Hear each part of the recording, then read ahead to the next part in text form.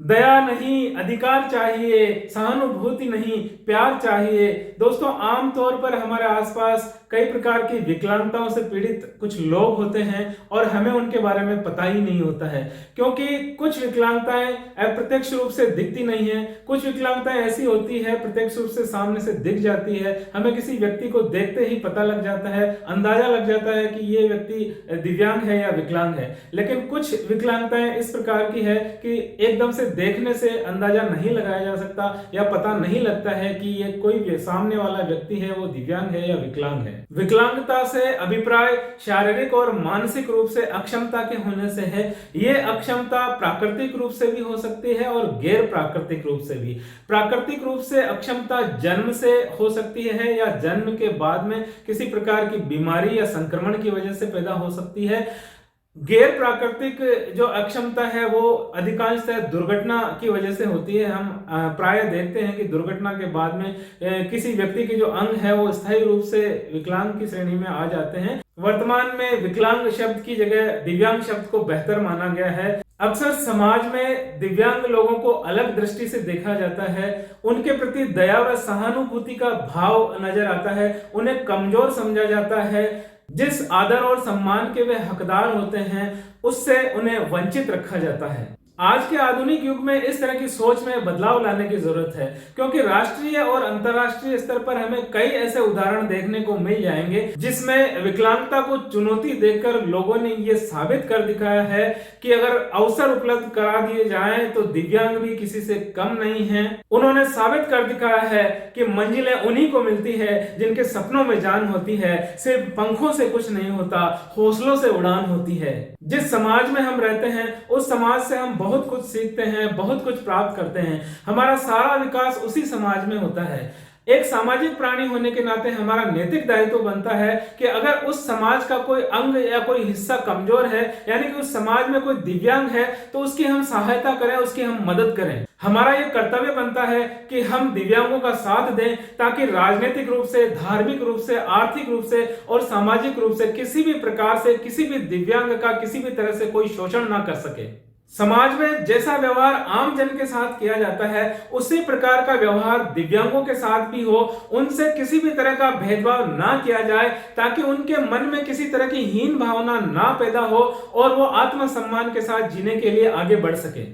दिव्यांगों के कल्याण और विकास के लिए सरकार के द्वारा भी बहुत सारे प्रयास किए जा रहे हैं। दिव्यांगजन अधिकार अधिनियम 2016 के अंतर्गत 21 तरह की विकलांगताओं को सूचीबद्ध किया गया है, जो पहले 7 ही तरह की हुआ करती थी। इस अधिनियम के माध्यम से इसका दायरा बढ़ाकर 21 तरह की विकलांगताओं को इस अधिनियम के अंतर्गत शामिल किया गया है। साथ ही सरकारी नौकरियों में 4% आरक्षण की व्यवस्था, 6 से 18 वर्ष के दिव्यांग बच्चों के लिए निःशुल्क एवं अनिवार्य शिक्षा की व्यवस्था, समावेशी शिक्षा, विशेष उपकरण एवं संसाधन उपलब्ध कराना एवं विभिन्न प्रकार की सुविधाओं का प्रावधान किया गया है। राष्ट्रीय शिक्षा नीति 2020 के अनुसार विकलांगों के लिए विशेष पाठ्यक्रम एवं विषय वस्तु का निर्माण, दिव्यांगों के लिए बाल भवन आदि का प्रावधान किया गया है। शिक्षा का अधिकार अधिनियम 2009 के अंतर्गत किसी भी बच्चे को उसकी विकलांगता या शारीरिक अथवा मानसिक कमी की वजह से विद्यालय से या शिक्षा से वंचित नहीं किया जा सकता है। विकलांग व्यक्तियों को सार्वभौमिक पहुंच प्रदान करने के लिए भारत सरकार के सामाजिक न्याय और अधिकारिता विभाग के विकलांगजन सशक्तिकरण विभाग के द्वारा सुगम्य भारत नामक अभियान भी चलाया जा रहा है। दिव्यांगों की समस्याओं को समझने, उनका समाधान करने तथा आम जन को विकलांगता के प्रति संवेदनशील और जागरूक करने के उद्देश्य से वैश्विक स्तर पर 3 दिसंबर को हर वर्ष अंतर्राष्ट्रीय विकलांगता दिवस मनाया जाता है। इसे अंतर्राष्ट्रीय दिव्यांग जन दिवस या अंतर्राष्ट्रीय विशेष योग्य जन दिवस के नाम से भी जाना जाता है। विश्व विकलांग दिवस दिव्यांगों के लिए एक खास और अहम दिन होता है।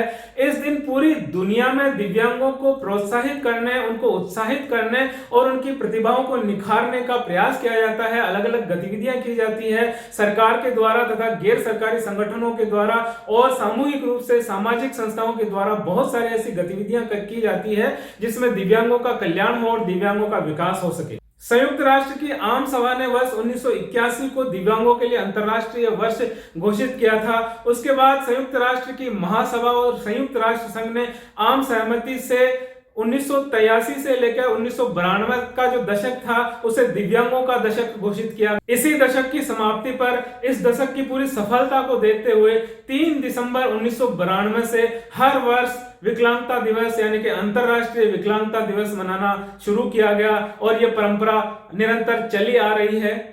हर वर्ष इस दिवस की कोई न कोई थीम जरूर होती है जो दिव्यांगों के विकास और कल्याण से जुड़ी होती है। दोस्तों, ज्यादातर लोग ये भी नहीं जानते कि उनके घर के आसपास या समाज में कितने लोग दिव्यांग हैं या विकलांगता से पीड़ित हैं, उन्हें उनके हक और सम्मान बराबर मिल रहे हैं या नहीं मिल रहे हैं, जिन आवश्यकताओं की उनको जरूरत है उन आवश्यकताओं की पूर्ति हो रही है या नहीं हो रही है, उन्हें भी आगे बढ़ने का हक है, समाज की मुख्य धारा में सम्मान के साथ जीने का हक है।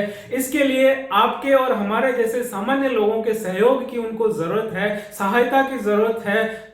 अगर हम आंकड़ों की बात करें तो दुनिया की कुल जनसंख्या का 15% भाग किसी न किसी अक्षमता से पीड़ित है या किसी न किसी विकलांगता से प्रभावित है। ये एक तरह से एक ऐसा अल्पसंख्यक समूह है, दुनिया का सबसे बड़ा अल्पसंख्यक समूह है जो छिपा हुआ है। अगर हम अपने देश की बात करें, भारत देश की बात करें तो यह आंकड़ा 3% से भी कम है। इतना कम आंकड़ा, एक तरफ दुनिया के 15% आबादी अशक्तता से ग्रसित है और अगर हम भारत का प्रतिशत देखें तो 3% से भी कम आ रहा है। इसका जो मुख्य कारण माना जाता है कि भारतवर्ष में अभी भी निशक्तता को या विकलांगता को या दिव्यांगता को छिपाने की प्रवृत्ति बहुत ज्यादा है। इससे हम अंदाजा लगा सकते हैं कि हमारे देश में विकलांगता के प्रति अभी कितनी और ज्यादा जागरूकता लाने की जरूरत है या संवेदनशीलता लाने की जरूरत है। विकलांगता के प्रति संवेदनशीलता या जागरूकता लाना अकेले किसी भी संगठन या सरकार से संभव नहीं हो पाएगा। इसके लिए हम सबको एकजुट होकर आगे आना पड़ेगा, जागरूक होना पड़ेगा और दिव्यांगों के प्रति संवेदनशील होना पड़ेगा। इस वीडियो के माध्यम से मेरा आप सभी से यही आग्रह है कि अपने आसपास के दिव्यांगों को पहचानें और उन्हें उनके हक और अधिकारों को जीने के लिए उनका सहयोग करें, उनका सम्मान करें, उनका साथ दें ताकि वे भी आत्मसम्मान और आत्मनिर्भरता के साथ जीवन जीने के लिए आगे बढ़ सकें। अपने आंसुओं को गमों की आंच पर उबाल कर तो देखो, खिलेंगे रंग खुशियों के किसी पर डाल कर तो देखो, होगी आपके दिलों की चुभन भी कम, किसी के पैर का कांटा निकाल कर तो देखो, किसी के पैर का कांटा निकाल कर तो देखो। दोस्तों, अगर अभी तक आपने इस चैनल को सब्सक्राइब नहीं किया है तो मेरी रिक्वेस्ट है आपसे कि वीडियो के नीचे सब्सक्राइब के बटन को दबाकर इस चैनल को सब्सक्राइब जरूर करें, साथ में बेल आइकन जरूर दबाएं ताकि मेरे वीडियो का नोटिफिकेशन आप तक पहुंच जाए। बहुत जल्दी फिर मिलता हूं नए वीडियो के साथ, नई जानकारी लेके। आपका प्रेम और प्यार इसी तरह से बना रहे। जय हिंद, जय भारत।